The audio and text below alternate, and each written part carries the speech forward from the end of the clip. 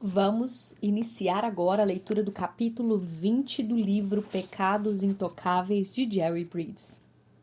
Mundanismo.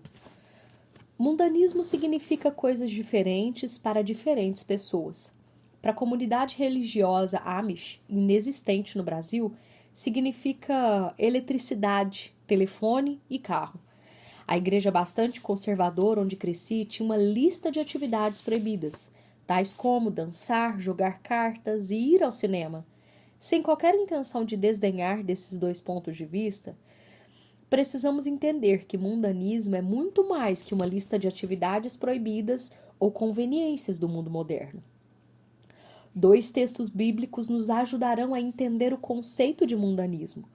O primeiro é 1 de João, capítulo 2, verso 15 e 16, em que o apóstolo nos exorta a não amar o mundo, descrevendo, então, as coisas do mundo como os pecaminosos desejos da carne, dos olhos e o orgulho dos bens.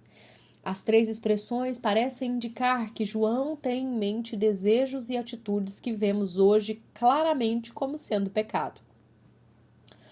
No entanto, como estamos considerando o que chamo de pecados mais aceitáveis ou sutis, há um texto de Paulo que nos levará a entender os aspectos aceitáveis do mundanismo. Trata-se de 1 Coríntios 7,31.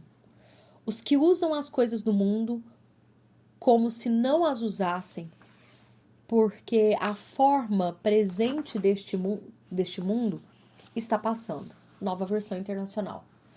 Traduções diferentes usam expressões diferentes para transmitir a mesma ideia.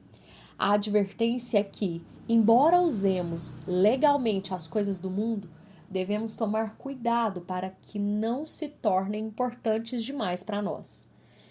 Com base no aviso de 1 Coríntios 7,31, defino o mundanismo como estar apegado às coisas, monopolizado ou preocupado com o que é passageiro neste mundo. As coisas transitórias dessa vida podem ou não ser pecados em si. O que transforma em mundanismo as coisas que não são necessariamente pecado é o valor exagerado que lhe damos. Em Colossenses 3:2, Paulo nos instrui: pensai nas coisas de cima e não nas que são da terra. As coisas de cima devem ter muito mais valor para nós, ou seja, coisas espirituais como Bíblia, oração, evangelho, obediência a Deus, cumprimento da grande comissão e, acima de tudo, o próprio Deus. Nossos valores devem estar concentrados nessas áreas e não nas coisas dessa vida, e isso inclui até mesmo as que consideramos legítimas. O mundo ímpio certamente não se concentra nas coisas de Deus. Até mesmo os nossos conhecidos mais gentis e honestos estão de olho apenas nesta vida. Pela própria natureza deles, não conseguem se voltar para as coisas que são de cima. Apesar disso, o estilo de vida dessas pessoas não é muito diferente do nosso, se é que há diferença. Eles varrem a calçada, pagam seus impostos e evitam pecados escabrosos da mesma forma que evitamos. É por isso que conviver com eles torna o mundanismo aceitável a nós. Podemos aprofundar nosso entendimento de mundanismo com esta definição secundária. Mundanismo significa aceitar os valores, as regras morais e as práticas da sociedade simpática, mas descrente, sem discernir se esses valores, regras e práticas são bíblicos. Mundanismo nada mais é do que aceitar o costume da sociedade, desde que ele não seja um pecado óbvio. Mundanismo é um assunto tão amplo que merece um livro inteiro, e estou dedicando-lhe apenas um capítulo. Portanto, vou limitar nossa discussão a 3 áreas que, penso eu, se tornaram pecados aceitáveis aos nossos olhos: dinheiro, imoralidade e idolatria. A lista pode surpreender o leitor porque mencionei 2 coisas: imoralidade e idolatria, que são claramente inaceitáveis. As 2 áreas, porém, apresentam determinados aspectos que se tornaram aceitáveis e é sobre eles que discorreremos. E quanto à questão do dinheiro, também há certas coisas como roubo, trapaça e fraude que são claramente pecados inaceitáveis. Todavia, nessas 3 áreas, focalizaremos apenas os pecados que nos parecem aceitáveis. Dinheiro. Estados Unidos é o país mais rico do mundo e nada se compara à nossa próspera classe média em toda a história. Apesar disso, nosso jeito de lidar com o dinheiro é vergonhoso. Em 2004, a renda líquida anual de uma família de classe média era 52.287 dólares. Mesmo assim, como mencionei no capítulo 13, essa família tinha uma dívida de 7 mil dólares em cartão de crédito. O mais alarmante é que dessa renda de mais de 52 mil dólares, a contribuição da família a causas beneficentes eram meros 794 dólares, ou seja, 1,5%.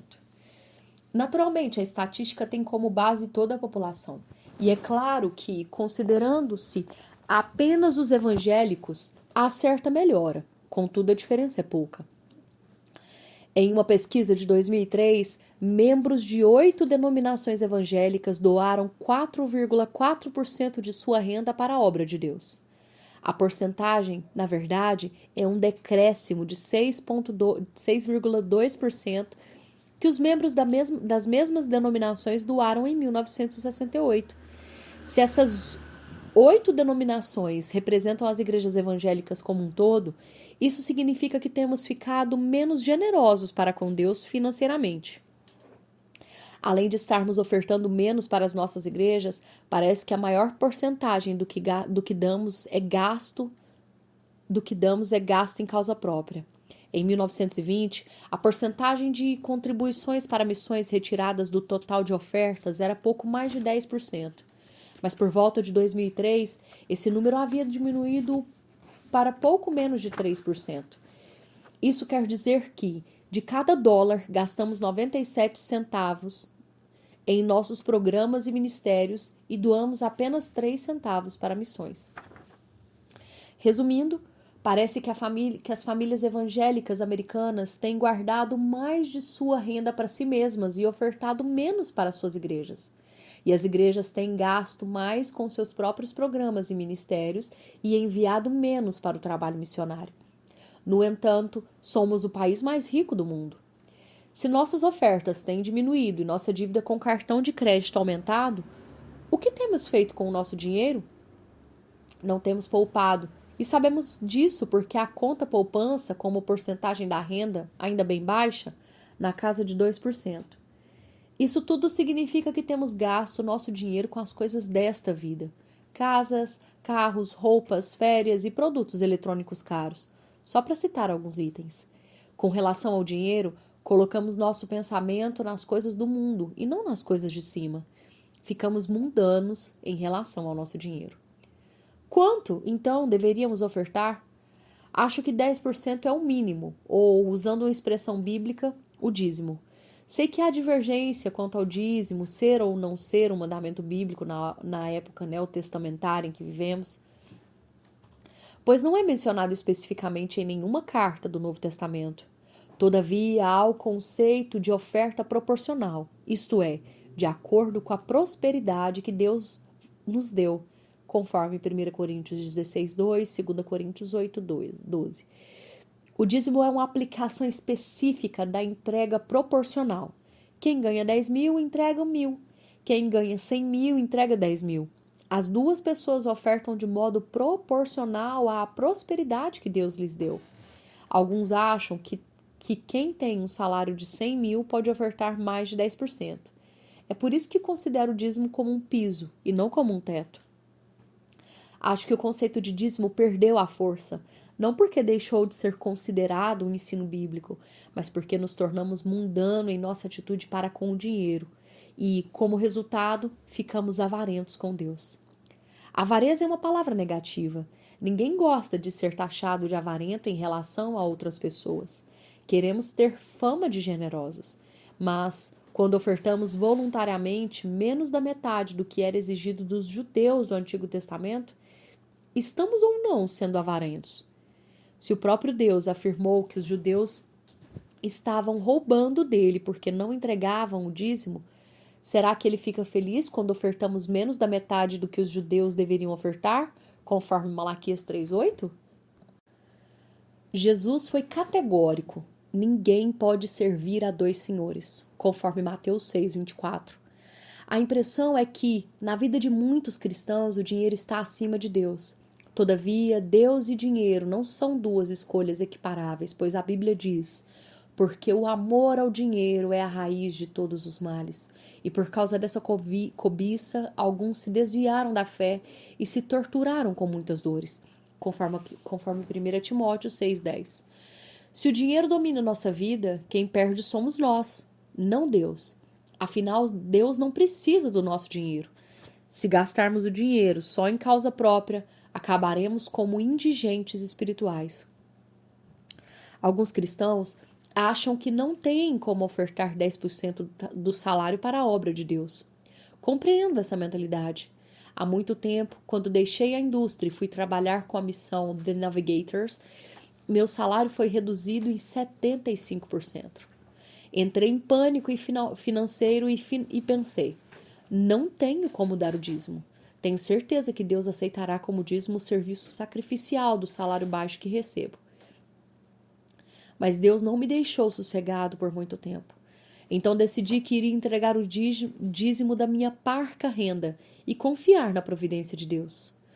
Pouco tempo depois, fui cativado pela história de Elias, sendo alimentado pela viúva de Sarepta, conforme 1 Reis 17, 8-16.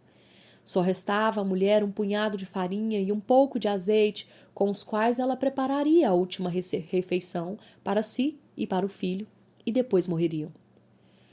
Elias, porém, mandou, estou parafraseando: primeiro eu, e Deus cuidará de vocês. Ela obedeceu às instruções de Elias, e Deus realmente cuidou dos demais. A frase final da história diz: a farinha da vasilha não se acabou, e não faltou azeite na botija, conforme a palavra do Senhor que ele falara por intermédio de Elias, conforme verso 16. Li esse versículo e comecei a orar, e afirmo que durante os 52 anos de ministério, Deus sempre cuidou de mim. Como vimos no capítulo 10, temos de lembrar que tudo que temos e nossa capacidade de ganhar mais vem de Deus. Sugiro que você leia e releia Deuteronômio 8, 17 e 18. Devolver a Deus pelo menos 10% do que Ele nos dá é uma expressão tangível do nosso reconhecimento e gratidão. Finalmente, temos de nos lembrar a infinita generosidade do Senhor Jesus que entregou a si mesmo por nossa salvação. Quando quis incentivar os cristãos a serem generosos, Paulo escreveu: pois conheceis a graça do nosso Senhor Jesus Cristo, que, sendo rico, tornou-se pobre por vossa causa, para que fosseis enriquecido por sua pobreza, conforme 2 Coríntios 8:9. Nossos dízimos e ofertas devem refletir o valor que colocamos na dádiva de Deus a nós. E assim nós concluímos a primeira parte do capítulo 20.